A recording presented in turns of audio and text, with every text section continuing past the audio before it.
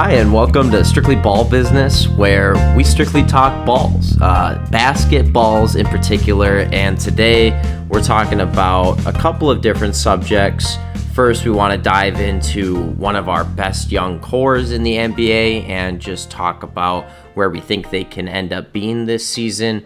And secondly, we're going to give a team preview as well heading into this year. And with that, we're going to start out with giving a talk about our young core, the Detroit Pistons, and they have some really exciting players over here, and none other than being led by Cade Cunningham, the number 1 overall pick. So, Dalton, why don't you lead us in here and talk a little bit about this exciting core and what makes them a fun team to watch in 2021-22? Oh, yeah, for sure. So, Cade Cunningham is the biggest part of this young core. He's best potential to be the superstar in summer league alone. He 18 points per game, 43% from field goal, but 4.34 3-pointers made, 50% from three. I mean 3-pointers made, not 4-pointers.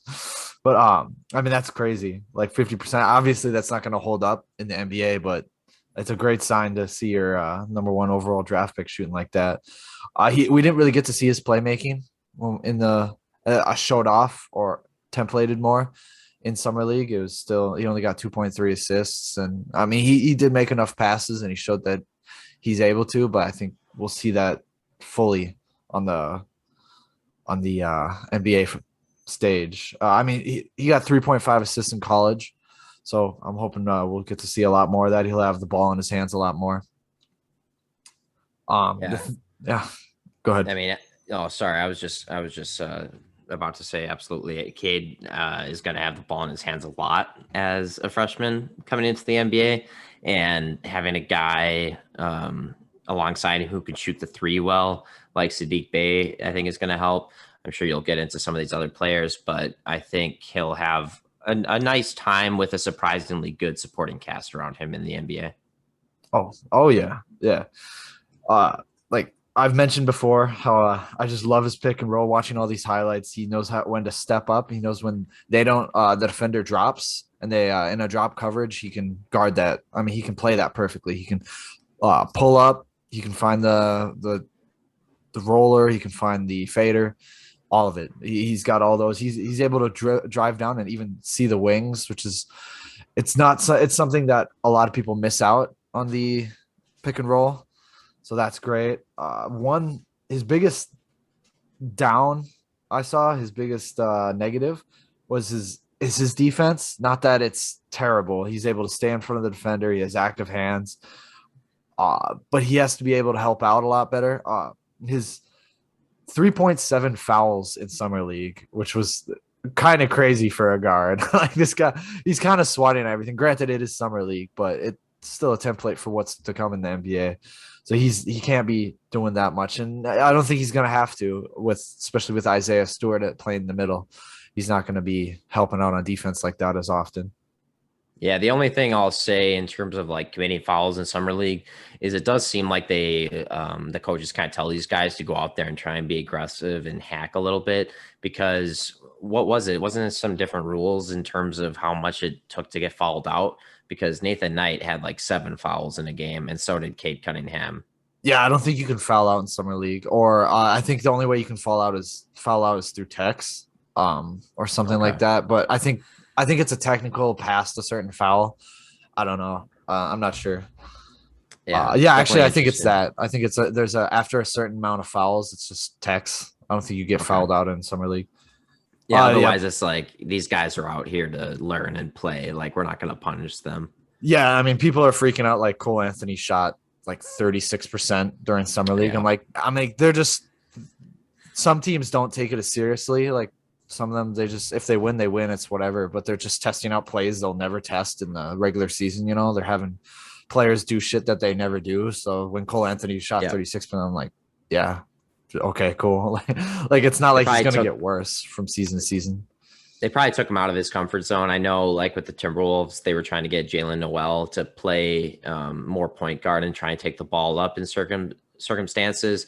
And he didn't really look good doing that because his ball handle wasn't as great. Really, a guy like him is better as like a catch and shoot. And I could see with like other players like Cole Anthony where they're maybe being asked to do a little bit too much than they need to be in summer league. But that summer league, we're trying to test things out and see what they can do.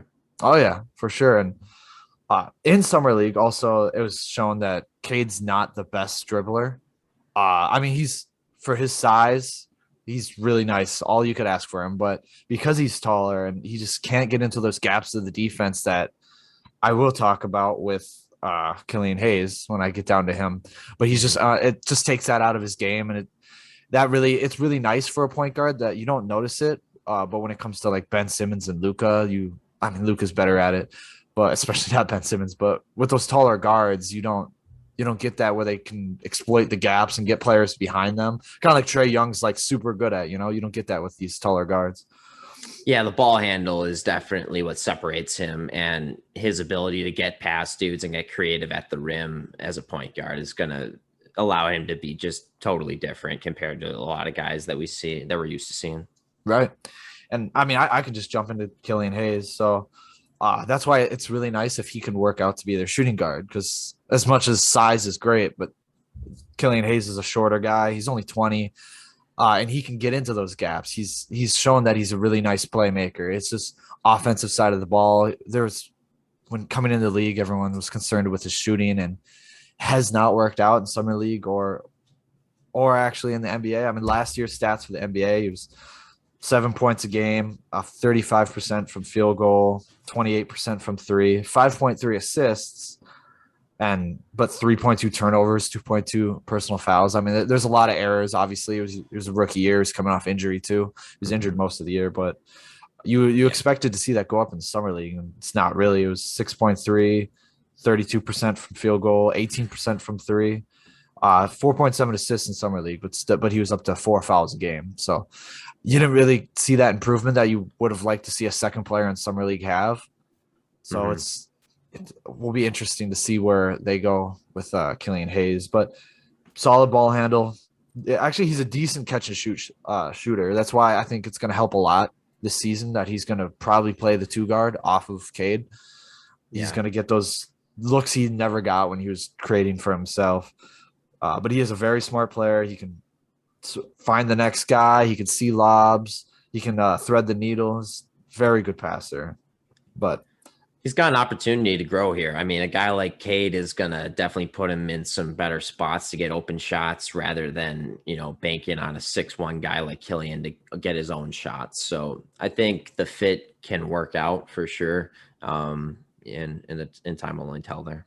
Yeah. And next to Cade, he would also, if he works out to be the player they were hoping, even half the player they were hoping to be, it could work out just as fine if Cade turns out to be the person, because if Cade can hold up on defense, because Killian's not good at defense. He's small, poor lateral movement. He's easy to get moved out of the way. He's never going to be that option for you as a primary defender. I don't think he's going to be able to, even a good defender. You're going to have to hide him on defense. But it's really nice if your point guard can guard those guys like Cade, and Cade can handle the taller player, or he can lock up who you need when it comes to, that would be nice. Also, but they're a young team. They'll get defensive players. Like, defensive players are easily traded for or signed. So, but moving into I think their second best young player is Saddiq Bey. So last year in the NBA, 12.2 points per game, 4.5 rebounds, 84% from field goal, from free throw, 40% from the field goal, 2.5 3-pointers at 38%.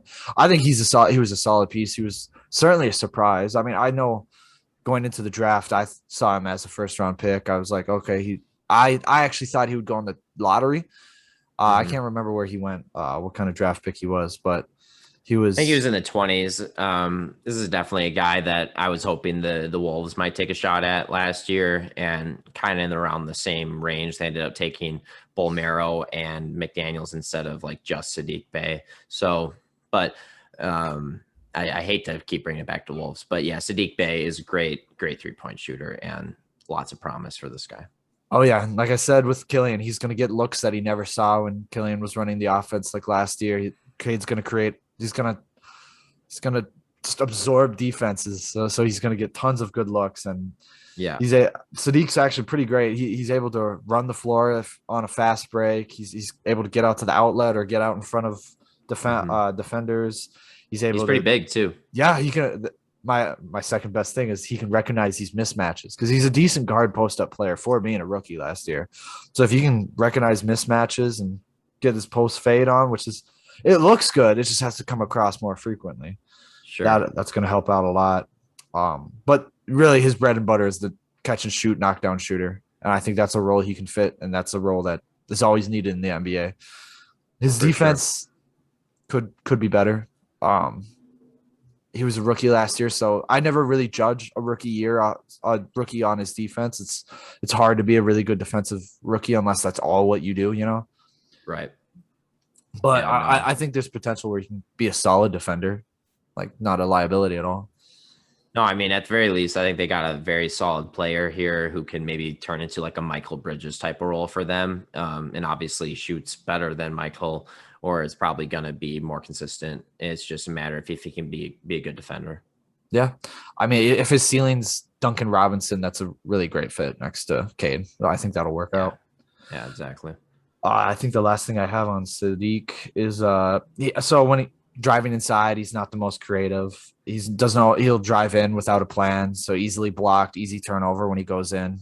Doesn't necessarily he's able to find them eventually, find wings or whomever's out open but he can't find the roller if you know those plays where they both roll and then they try to pull both defenders and they find it and they reach around. Like Trae Young's really good at those. You'll see him go in the lane and he'll just pass it to Capella in the other lane, not even a lob. Those he doesn't find as fast, but It's a little dink around sort of dump pass. yeah, but that'll be corrected. It just takes a decent coach and some more playing time where he either just doesn't drive in without a plan or just doesn't drive in as frequently. So, Yep. but Yep. No, go ahead. No, I was going to say, really just depending on this Pistons team, a lot of the growth is going to be on their coaching and being able to develop these guys because it seems like they just have a lot of raw talent. And, you got to be able to hone that with good coaching. I like Dwayne Casey. He very underrated in terms of where that Toronto Raptors team is at now in helping build that. So I have high hopes for the Detroit Pistons. Oh, yeah. My last young core, 20-year-old Isaiah Stewart. Now, he really came out in his own when what was his name? What's the center? Oh yeah, who could it be? What's that? What's that guy? Plumlee. I forgot his first name. Mason Plumlee. When he went out for injury for like a month or two, Isaiah stepped up and he actually did really well, rebounding all the minutes he was given.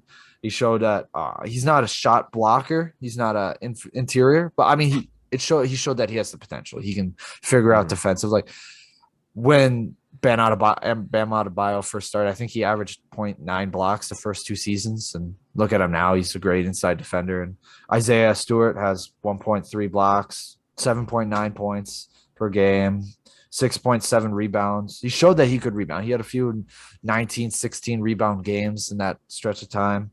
69% from field goal. He can shoot. He's 33% with 0.3 3-pointers made. It looks terrible. His shot doesn't look good at all. So I don't see that as a future avenue. But I mean, even if he can hit mid-range shots, it's good enough in the NBA today. You're right. I mean, I think he's got some potential, and being able to at least try a 3-point shot in his rookie season as a big man is plenty enough for me to see. And I think he can continue to grow and be a solid part of that team as well. Oh, yeah. But his real role is going to be that defensive guy that can hold it down, super athletic. He can catch those lobs. Like he's going to love having Cade as a teammate. That's going to work out a lot better for him. But like I said, he showed the ability to block. He had 2.7 fouls in only 21 minutes per game. That's like Duncan Robinson, not Duncan Robinson, not at all. Like Duncan Robinson, Mitchell Robinson, David Robinson. Not Mitchell. Not as good. No, Mitchell Robinson. I thought that's what you were going for. I thought you were saying it was all time great. Oh no. Mitchell Robinson has that same issue. He's a very good shot blocker, but he just can't stay on the floor. He gets fouled too. He goes for the shots too much, like Hassan Whiteside when he first started with that Heat. Like he was getting like close to 4 blocks a game, but he was constantly fouling and it wasn't good. Like they're like, oh, it was great when he was on the floor, but he could only be on the floor for like 15 minutes before he like fouled Yeah. out. So Yep. Yeah, you got to figure out how to not flail around everywhere. You got right. to go straight up. Guys like Nerlens Noel have been able to figure it out after not being, paid early on because he couldn't do it. So I have faith that guys like him can figure it out as well. Yeah. And one of my favorite stats of Isaiah Stewart's is about 1/3 of his rebounds are offensive rebounds, and that's really nice. I mean, if he averages over 2 with like 6 rebounds a game, that's kind of crazy. So once he Yeah. gets that starting role, which is the main reason they moved Plumlee, he's going to get a lot of time and he's going to be able to catch those offensive boards and leak out to shooters because they got shooters on this team or people willing to shoot, even if that is. Mm-hmm. Um, Lots of opportunity to grow on this team. Guys who are going to find their own. And, we had a couple of breakout players this year. Who's to say we won't have a couple more coming into this next season? that's right.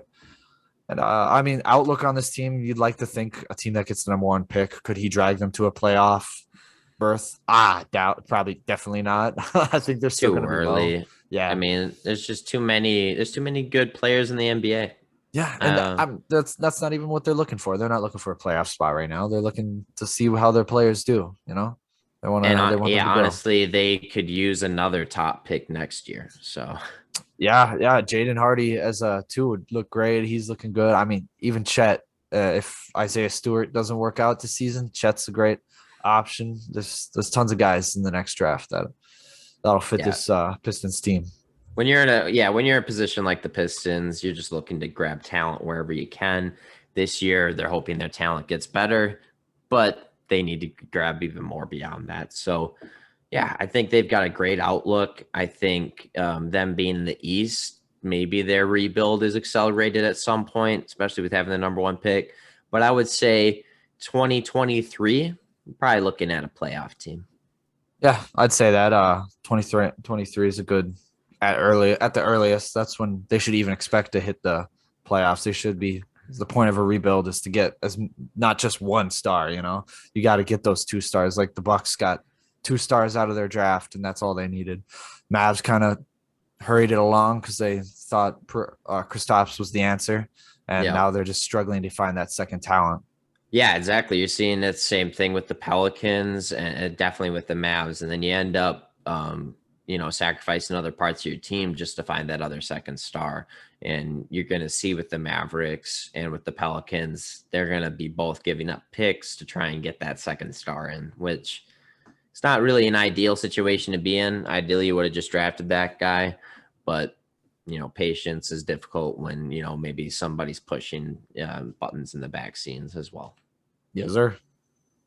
But I think we've talked plenty about the Pistons. Now we are going to move on to a team preview here ahead of the 2021-22 season. And we're talking about the Boston Celtics of Boston, Massachusetts, of course, home of MIT. They are not quite as smart as students over there, though, because they were only 36 and 36. And if they had predicted things better, maybe they would have had a better season. 7th place in the NBA Eastern Conference. Kind of a disappointing season for them, to be honest. They were, I think, a top 4 or top 5 at least seed consistently before that. Brad Stevens, was a young up and coming coach for a while, established himself. Now he's moving on to be their head of basketball operations. And with that, they have a new head coach. Correct me if I mispronounce this. Ime Udoka. Ime Udoka. Ime Udoka is the Boston Celtics' new head coach. He is from Nigeria. He most recently served under Steve Nash for the Brooklyn Nets, who obviously played for lots of great teams in his career and had a Hall of Fame career. But Ime Udoka himself, he actually played for quite a while in the NBA as well after going undrafted. He played most notably with the San Antonio man, I'm losing my words here. Played most recently with the San Antonio Spurs back in 2012. And it only took him 1 year till he started coaching for the same team. So he was hired as an assistant with Greg Popovich as his mentor. Can't really ask for a better situation there.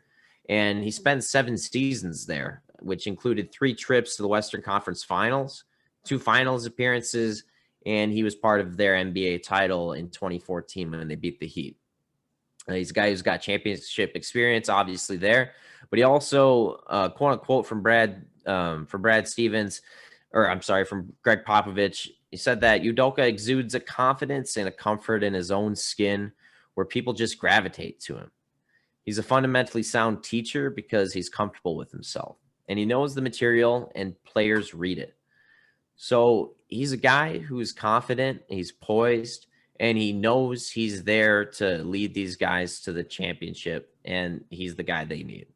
I can't imagine a better mentor coming into a couple of guys who are stars, becoming stars, blooming into superstars with Tatum and Brown, and he's got a couple of solid other players there as well.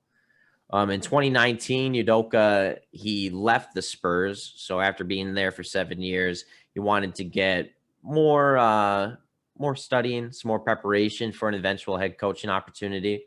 And so he joined the Philadelphia 76ers under Brett Brown. And he himself, Brett Brown, was a former Popovich assistant as well. So you can see the tree running tight, like a tight rope. And so he was the lead assistant coach in Philadelphia for a season. And then after they were eliminated in the bubble playoffs, he left the team after Brown was fired, since he was kind of Brown's guy. And then he joined Steve Nash's Nets in October. And of course, Steve Nash, who he had played with for many years and had some good relationships with as well. So this is a guy who is intelligent, but also has a toughness, and he really knows how to communicate and connect with players from what other guys are saying, at least. So I think this is a good get for them.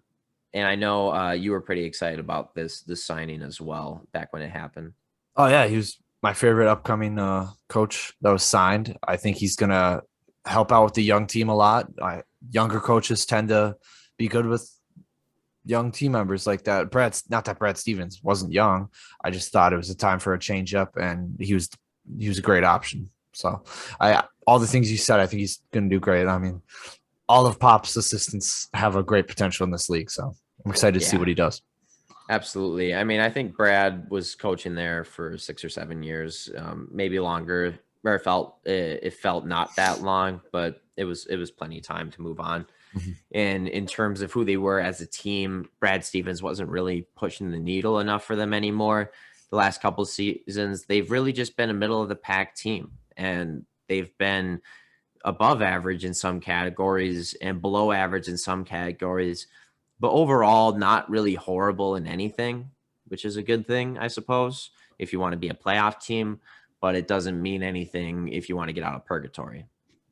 Now, these guys, they have their stars already, so they're not going to blow it up and rebuild. They are trying to, get to a championship. Where that happens is, we got to find some improvement.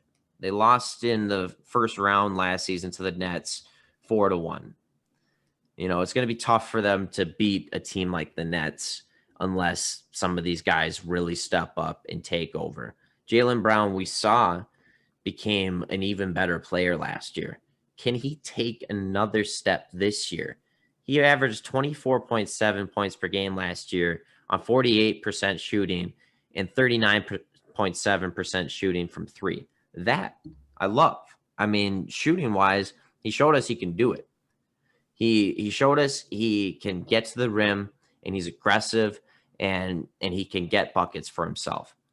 What he hasn't shown us yet is if he can do it for others, because he's a guy who also only has 4.8 assists per game. His 6 rebounds are nice, but I need to see him getting more guys involved in the game. I don't know, in your opinion, what Jaylen Brown needs to do to get to that next level, but I really think it is just helping the guys around him improve even more than himself. Yeah, I don't necessarily think the problem with this team is both of them. I don't think you do either, but yeah, I think he has another step to take. I think it's not even just inefficiency. I think it's getting people in there. I think it's concentrating on his defense. I mean, you got Tatum as your first scoring option, so you got you got energy. You can put it, and he is a good defensive player. I just think he can be that elite lockdown player. It takes a lot of energy out of you when you play defense, but I think Yep. he's a good enough player to do it on that well on both ends. He's already a two-way guard. I think he can step it on the defensive end. But you're right. Yeah, he needs to, especially if he's going to play their. Actually, he's their three guard, but I mean, they're three. So, but still, as the second best player, you got to learn how to. You got to get other team members involved. You got to get those run better plays. See what you can do. Yep. No, he did a great job at finding nice shots for himself last year. I remember him improving vastly on his corner three and his step back mid range jumper. But I want to see more of those opportunities where he sees that shot where maybe he's got a guy on him or a second guy tailing off and realize, maybe there's somebody else I can kick it to as well. So that's just my thought on Jaylen Brown. Obviously, he's a great player. I'm nitpicking him, but Jason Tatum is also a phenomenal player. And with these two guys, they are going to continue to improve, I hope. Tatum shot 38.6% from three last year. I hope he can get that a little bit better. But in terms of being a guy who helps his teammates better, he averaged 6.6 assists. So that was nice to see. In terms of the team overall, you're right. There are other spots where they need to improve. Just looking at the numbers, kind of everyone combined, they were 25th in assists in the league. So that tells me just people are not sharing the rock enough. Similar with Jaylen Brown. It's not just him. Marcus Smart needs to do more as well. He's a good player at that, but they just need better players overall too. 25 is 20 being 25th in assists. I don't think that's good enough. Being 13th in steals, that's solid. They're middle of the road. Where they really get their bread and butter is being aggressive. They were 6th in blocks in the league, and they were 4th in offensive rebounds, which was led by none other than the Time Lord, Robert Williams, who averaged 2.6 offensive rebounds out of his 6.9 rebounds. Robert Williams, a guy who I'm pretty excited about improving next season even further. He only has started 8 games this last season, so I believe they're going to give him some more opportunity this year. And so hopefully his numbers can even improve because he only averaged 8 points per game. He's not much of a scorer. He's not going to be meant to be that, but he needs to get that up a little bit. And I just love his potential as a rebound getter, a guy who can put it back up and maybe dish it back out if necessary. And he's a guy who today actually signed an extension, 4 years, $54 million, which ends up making his total contract starting next season a solid 5 years, $57+ million. So very reasonable for a guy like him who is giving you some solid minutes. Yeah, I mean, I love Time Lord. I think Rob Will's going to be great. I think he's going to be a solid starter. I don't know if he matches the timeline for this, what the Celtics want right now. I mean, he's about like a year or two off from what they want. And that could just line up eventually if they keep the same and all the stars want to stay there. Could work out for them. Yeah, I mean, I don't see why not. Like, they need solid players. I know they need to get a star as well, so he could be used as a package to potentially get that guy at some point. But overall, you get a guy like him who works hard and gets the tough buckets. It's a good guy to keep around. Oh yeah, hustle players. I'm not saying that but he's going to be a starting player on a playoff team. Like that's basic. That's it. Yep. But what I have for the Celtics and what they need is I think they need a permanent solution at the point guard. I mean, when they got Kemba, we all thought that was perfect. We thought they were contenders instantly because at the time, Kemba wasn't as much of an injury prone guy at the time. So we thought, oh yeah, that's the answer. And Kyrie, we thought was the answer. I think that's what they need. That'll put them back into contention mode. And to really idea to have a starter is to have that guy in the middle who can actually block the shots, be an interior force like a Miles Turner or like Nurkic is more of a smart defensive player. He's not the best shot blocker, but I think he would be a great fit for the Celtics too. Well, they've seemingly had opportunity to get Miles Turner, but from what we've heard is that Danny Ainge was not interested in him for whatever reason. Maybe Brad Stevens will think differently, but I agree. Miles Turner would have been a great fit, somebody who can help swat some blocks. And in terms of the point guard, they need to find that permanent solution. And they've tried. They know that. They tried with Kyrie Irving. They tried to turn that into Kemba Walker, which that neither of those worked out. They had a big signing with Gordon Hayward. They were just banking on that being fine, but obviously he's an injury prone guy and that didn't work out. And positionally, maybe didn't make the most sense anyways. But now they get Dennis Schroeder on a solid contract.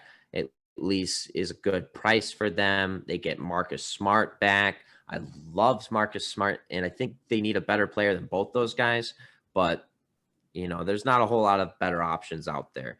I know the big fish everyone is hoping they get for, or they're hoping they get, is Bradley Beal. And they could realistically make that happen with a trade of Marcus Smart and pieces at some point later on. Or maybe it takes Jaylen Brown. I'm not sure. But either way, this team is probably going to be pretty similar where they were this last year. I feel like, 7th, 8th spot in the playoffs.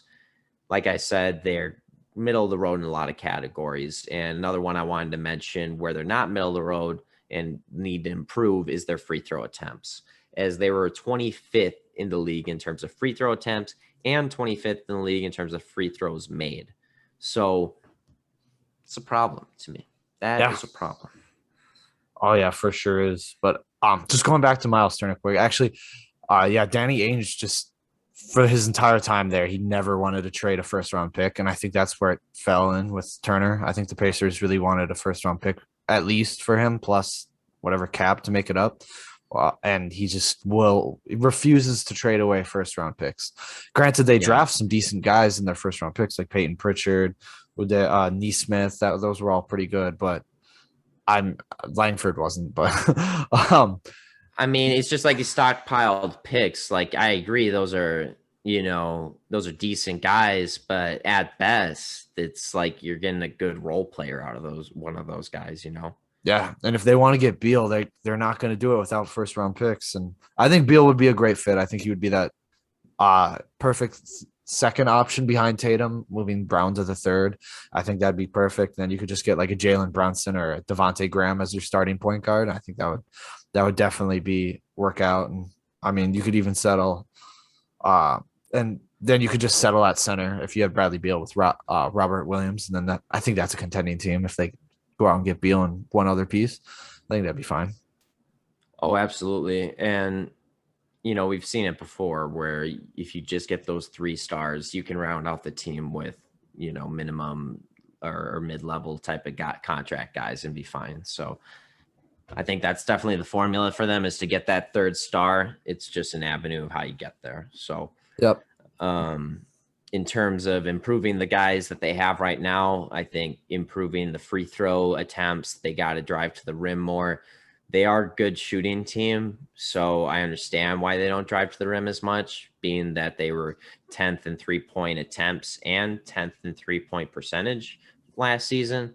So, they do shoot the ball well, but that included a guy like Evan Fournier, who averaged 41% from 3 for them. And it includes guys as like Naismith, who hopefully will get some more attempts here and take some of that from Fournier, and Pritchard as well. But again, only time will tell. We don't know if these guys are going to be up to the challenge. Right. And I mean, they're a 10th in offensive rating this year, so they do have a lot of things that they have to do. Like they have to get more aggressive and get to the basket.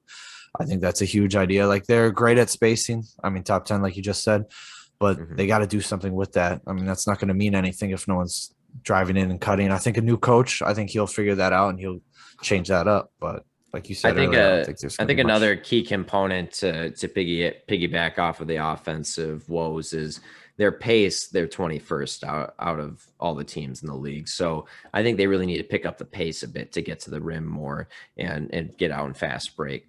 And it really would make sense because they are smaller anyways. Like, why are they not pushing it more? Oh, yeah, for sure. Yeah, that's They seem like a 7-second type of team. Everyone can shoot. Everyone's young. They can get out there. But Yeah, they should be able I to think that's handle part it. of the reason for the coaching change. I think usually younger coaches will tend to move towards pace and space or 7 seconds or less and get away from like Hmm. post grit and grind. That's not really their type of thing, or especially triangle. Yeah. Well, I want to dig into something a little more specific here with Marcus Smart. He just signed a 4-year, $77 million extension, making his new deal effectively a 5-year, $90+ million deal starting this upcoming season, which is on par with Norman Powell and David Robinson. So, I'm sorry, Duncan Robinson. Now I'm getting that messed up. So, with that in mind, what do you think about this contract, man? So I really like Marcus Smart too. I think it was a good contract. I think he's a great piece for this team. If he's not part of a trade and they're able to keep him, they're still able to get a better star at the 1 or the 5. I think that's awesome. But I think he's trending in the wrong direction for this team. I think the role they paid him the money that they're paying him for, he's no longer filling that role. He was where do I his offensive rating what increased a lot this year. It was 114.2 points offensive rating, but his defensive rating dropped by so much. He's at 111.3 in defensive rating. And I think that hurts him a lot. It used to be around 104, 106. He even had a 99 defensive rating year, but it's up there. I mean, the people he's up there with in defensive rating now are like Kobe White, Kemba Walker, Drummond, Devin Booker. Like those are all the people that are around him. He's he's the 337th best defensive rating in the NBA, and that's not the guy that they gave that contract to, you know. So I think if he moves back towards that way, it's going to help the team out a lot better. Yeah, he's gonna need to be a lot better than that this season. I mean, I like to believe that was a fluke of Marcus Smart and that he's a better defender than that. So um, over the years, he's been the heart and soul of the Celtics. He's made 2 all defensive teams in his career, at least one of them being first team. And like you said, he used to be an offensive liability, but last season, 13 points per game with 6 assists per game. I think if he can get that defense back, no problems. He's totally worth that contract. And I think he's got the effort level where he can make it happen. I was just watching a video of him the other day breaking down how he steals basketballs and how he, when he does it. And it's insane the level that this guy and other guys at this league are on compared to regular people. Oh, And I think he'll continue to get better. So I have high hopes for him. yeah. I mean, in my opinion, his best year was 2019-20, and so I think it's not that he's far from it. He just took a huge improvement on offense this year, and I think we'll see him trend back his defense in this season. I mean, Yeah. 2019-20, he was like a +9 player, so you get close to that, I think you're going to be the guy they need. Yeah. No, absolutely. Marcus Smart, worth the contract, in my opinion. Definitely. But moving on to some other parts of the roster, I just want to talk a little bit through some other players here. Dennis Schroeder, underrated as a tough perimeter defender for his price, $5.9 million for the 1 year. I'm excited about that. Do you think he starts over Marcus Smart? So there's a lot of ways they could do this, and I have no idea what their starting lineup is going to be. Yeah. I don't think he should. I think this should go out, how they should have their lineup should be Smart, Brown, Tatum, Horford with Williams, and their 6-man be Dennis Schroeder and have Josh Richardson as their 2. But I could see Josh Richardson move into their 2 and Marcus Smart be their 1. I can see Schroeder be their 1 and Smart be their 2. There's a lot of ways that they can move. I can see Horford playing center. There's so much versatility with this lineup, so I think they're going to test it out a lot. But I just think Smart should start. Yeah. I just think with how slow they were, it would not make sense to start Williams and Horford next to each other.